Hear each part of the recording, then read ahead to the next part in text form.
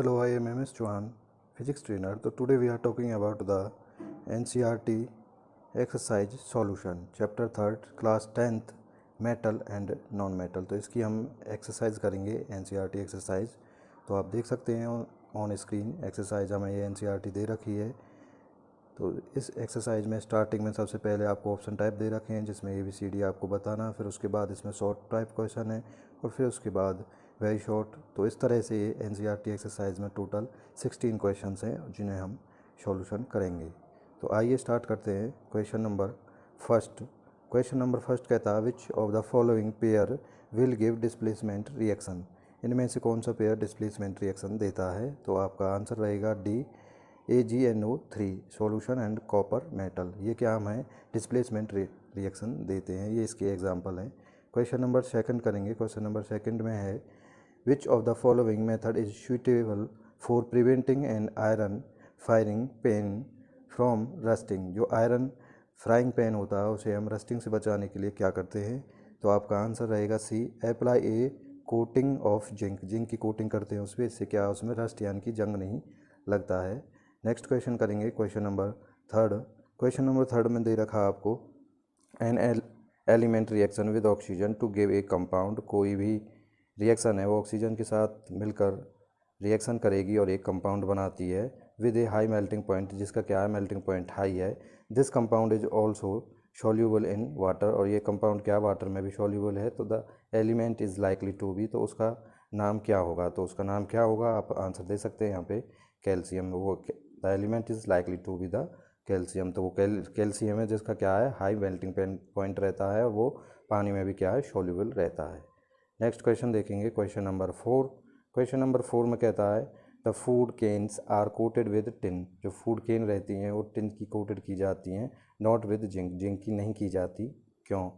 तो आपका आंसर रहेगा यहाँ पे सी क्या है? The food can are coated with tin not with zinc because zinc is more reactive than the tin. Zinc क्या है ज़्यादा रिएक्टिव है, तो उसमें ज़्यादा रिएक्शन होंगी, इसीलिए क्या हम उन्हें टिन की कोटेड करते हैं। नेक्स्ट देखते हैं क्वेश्चन नंबर 5। क्वेश्चन नंबर 5 में आपको दो दे रखे हैं ए और बी। तो हम पहले करेंगे हम ए। तो you are given a hammer, आपको एक हैमर दे रखा है, बैटरी दे रखी है, बल्ब दे रखा है, वायर एंड ए स्विच दे रखा है। तो आपको बताना है पहला question how could you use them to distinguish between the sample of the metal and non metal. इनमें से आप मेटल नॉन मेटल किस तरह से डिफरेंस करेंगे और assess the usefulness of these tests, और इनकी आपको यूजफुलनेस बतानी है कि मेटल और नॉन मेटल को जो डिफरेंस बताता है। तो पहला करेंगे with a hammer we can beat the sample. किसी भी सैंपल को हम पीट सकते हैं। If it can be beaten into thin sheet, यदि वो थिन शीट में चेंज हो जाता है तो then it is a metal. तो हम कह सकते हैं कि वो मेटल है, जो इसे हम पीट रहे हैं वो क्या है एक मेटल है, अदरवाइज क्या रहेगा वो नॉन मेटल है। तो इस तरह से हम मेटल नॉन मेटल इस यहाँ से हम बता सकते हैं। Similarly we can use the battery bulb wire and a switch का हम यूज कर सकते हैं in a circuit with the sample. If the sample conduct electricity, यदि इन सब का हम यूज़ करें एक सर्किट में और यदि इलेक्ट्रिसिटी पास होती है तो वो क्या हो जाएगा एक मेटल होगा, अदरवाइज क्या है नॉन मेटल है। सेकंड करते हैं the ever test are useful in distinguish between the metal and non metal as these are based on the physical property. ये फिजिकल प्रॉपर्टी के बेस पर हैं, तो no chemical reaction are involve in these test. तो कोई भी chemical reaction यहाँ पर नहीं होगी। तो इस तरह से आप इसका आंसर दे सकते हैं। तो अब देखेंगे क्वेश्चन नंबर 6। क्वेश्चन नंबर 6 में कहता है what are amphoteric oxides. Amphoteric oxides क्या हैं? Give two example of amphoteric oxide. Amphoteric oxide के आपको दो एग्जांपल बताने हैं। तो those oxides which behaves as both acidic and basic oxide. जो एसिडिक ऑक्साइड की तरह बिहेव करती हैं और बेसिक ऑक्साइड की तरह भी बिहेव करती हैं, उन्हें कहते हैं हम एम्फोटेरिक ऑक्साइड्स। उन्हें हम एम्फोटेरिक ऑक्साइड्स कहते हैं। एग्जाम्पल आप कर सकते हो। पहला एग्जाम्पल है एल्युमिनियम ऑक्साइड Al2O3। तो उसके लिए आप एसिडिक बेसिक रिएक्शन देख सकते हैं और एसिडिक रिएक्शन देख सकते हैं। और सेकंड जो एग्जांपल है वो आपका zinc oxide ZnO is also है एम्फोटेरिक ऑक्साइड। ये भी क्या है एम्फोटेरिक ऑक्साइड है, ये बेसिक एज वजह एसिडिक बिहेव करती है। नेक्स्ट क्वेश्चन देखेंगे क्वेश्चन नंबर 7। क्वेश्चन नंबर 7 कहता है name two metal which will display hydrogen from the dilute acid. Dilute acid से जो हाइड्रोजन को क्या डिस्प्लेस कर देता है, उन दो मेटल्स के हमें नाम बताने हैं।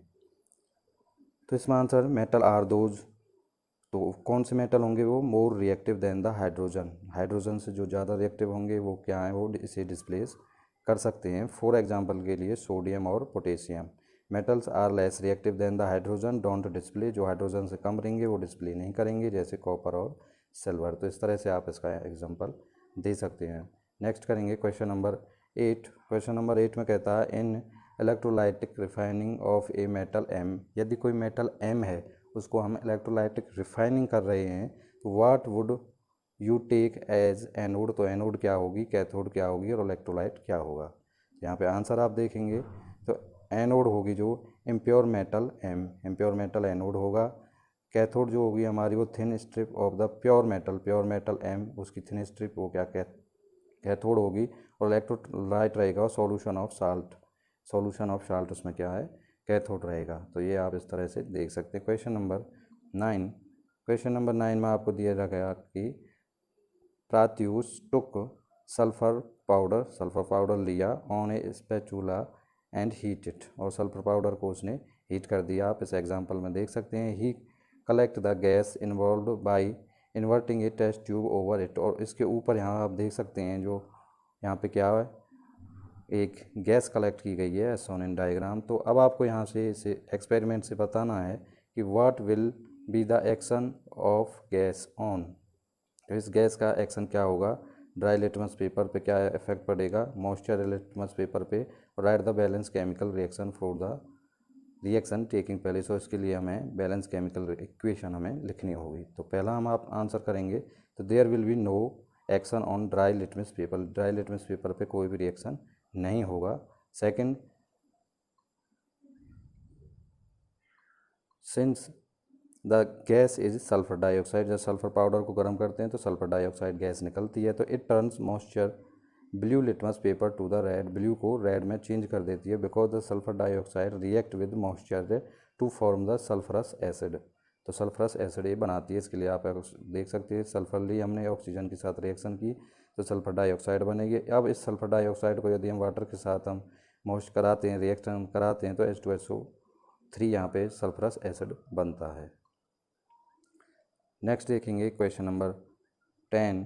Question number 10, state 2 ways to prevent the rusting of the iron, rusting of iron से बचने के लिए आपको दो तरीके बताने हैं। तो पहला तरीका जो हम घरों में भी हम यूज़ करते हैं, ऑयलिंग, ग्रीसिंग एंड पेंटिंग। इस तरह से हम क्या है, हम रस्ट यानी कि जंग लगने से अपने सामान को हम बचाते हैं, मेटल्स और नॉन मेटल्स को यहाँ पर हम प्रिवेंट कर सकते हैं। और यहाँ पे हमें बताना आयरन के लिए, तो आयरन को हम इस तरह से बचा सकते हैं। सेकंड जो मेथड है वो है गैल्वनाइजेशन करके भी हम आयरन को रस्टिंग से बचा सकते हैं। And iron article is coated with the layer of the zinc metal, तो गैल्वनाइजेशन क्या होगी, तो इसमें क्या करते हैं हम जिंक मेटल की एक लेयर लगा देते हैं हम आयरन मेटल्स पर, तो उस तरह से यहाँ पे भी जंग नहीं लगता। तो गैल्वनाइजेशन कीजिए या फिर ऑयलिंग, ग्रीसिंग या पेंटिंग करके भी हम इसे बचाते हैं।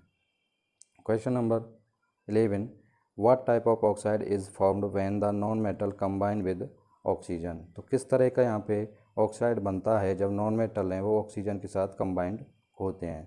तो देखेंगे non metal combine with oxygen to form the acid oxide बनाते हैं। एग्जाम्पल आप देख सकते हैं, सल्फर लिए हमने ऑक्सीजन के साथ रिएक्शन की तो SO2 यहाँ पे बनाई, एसिड इन नेचर, जिसका एसिड क्या है, नेचर है। नेक्स्ट देखेंगे क्वेश्चन नंबर 12। क्वेश्चन नंबर 12 है गिव रीजन, आपको रीजन बताना है। पहला, platinum, gold, silver are use to make the jewellery बनाने के लिए यूज़ करते हैं। तो आइए देखते हैं क्यों करते हैं इन्हें। तो the platinum, gold, silver are use to make the jewellery because they are very lustrous, ये क्या बहुत ही ज़्यादा लस्ट्रस हैं। Also they are very less reactive, और ये क्या लेस रिएक्टिव हैं। डोंट कोरोइड इजीली, और इन पर क्या कोरोइड नहीं लगता, इसीलिए हम क्या गोल्ड सिल्वर का यूज़ करते हैं ज्वेलरी बनाने के लिए। सेकंड क्वेश्चन देखेंगे यहाँ पे, sodium, potassium and lithium are store under the oil में रखते हैं हम इन्हें। तो क्यों रखते हैं, क्योंकि जो सोडियम है, पोटेशियम है और लिथियम है ये क्या वेरी रिएक्टिव मेटल है। यदि ये एयर में आते हैं कांटेक्ट में तो बहुत जल्दी ही ये क्या है फायर कैच कर लेते हैं, इसीलिए इन्हें हम ऑयल में रखते हैं। थर्ड क्वेश्चन है आपका, aluminium is highly reactive metal yet it is used to make the utensils for the cooking के लिए एल्यूमिनियम का यूज़ किया जाता है जबकि वो एक हाईली रिएक्टिव मेटल है। तो ऐसा क्यों करते हैं, तो आप आंसर देख सकते हैं। Though the aluminium is a very react metal, यदि हम पता है कि एलुमिनियम एक रिएक्ट मेटल है, तो it is resistant to corrosion. तो ये क्या है, कोरोजन का क्या है, रजिस्ट करता है। This is because the aluminium react with the oxygen present in air to form a thin layer of aluminium oxide. Air के साथ ये रिएक्शन करके एलुमिनियम ऑक्साइड बना देता है। The oxide layer is stable, ये बहुत ज़्यादा स्टेबल होती है और प्रिवेंट करती है एलुमिनियम को विद ऑक्सीजन के साथ से। तो it is light in the weight, weight में भी ये लाइट होता है। Good conductor of heat, heat का गुड कंडक्टर, इसीलिए क्या है, इसे हम कुकिंग के लिए हम यूज़ करते हैं। नेक्स्ट है हमारा D, carbonate. Carbonate and sulphide और are usually convert into oxide during the process of extraction. तो कार्बोनेट और सल्फाइड हैं वो और हैं, उन्हें हम कन्वर्ट करते हैं ऑक्साइड में। तो ऐसा क्यों करते हैं हम, तो ये हमें बताना, तो आप आंसर देख सकते हैं। कार्बोनेट सल्फाइड्स और are usually convert into the oxide during the process of extraction because the metal can be easily extracted from their oxide rather than from their carbonate. Oxide से इजीली हम कर सकते हैं convert, जबकि carbonate sulphide को ये बहुत ज़्यादा डिफ़िकल्टी होती है, तो इसीलिए हम इन्हें इजीली एक्सट्रैक्ट कर सकते हैं। क्वेश्चन नंबर 13, क्वेश्चन नंबर 13 देखिए। You must have seen tarnished copper vessel, आपको कॉपर वेसल दे रखा है, being cleaned with the lemon, lemon से जिसे हम साफ़ करेंगे, और टर्मरिक जूस, और टर्मरिक जूस से साफ़ करेंगे हम कॉपर के बर्तन को। तो explain why these sour substance are effectively in cleaning the vessel. तो हम ये खट्टे पदार्थों का यूज़ क्यों करते हैं बर्तन को साफ़ करने के लिए। तो देखिए answer, copper reaction with moist carbon dioxide in air to form the copper carbonate, copper carbonate बना देती है। As a result the copper vessel lose its shining, जिससे क्या है, कॉपर कार्बोनेट की लेयर से क्या, उसकी शाइनिंग क्या वेसल की कम पड़ जाती है। तो उसकी जो शाइनिंग है दोबारा से उसे प्राप्त करने के लिए the citric acid present in the lemon, citric acid का यूज़ किया जाता है जो कि लेमन और टर्मरिक एसिड में पाया जाता है। That's why the tarnished copper vessel, तो जो हमारे गंदे हैं कॉपर के बर्तन, उनकी जो शाइनिंग वापस दोबारा से लेमन और टर्मरिक जूस से साफ़ करने से क्या, वो लेयर हट जाती है और ये दोबारा से लस्ट हो जाते हैं।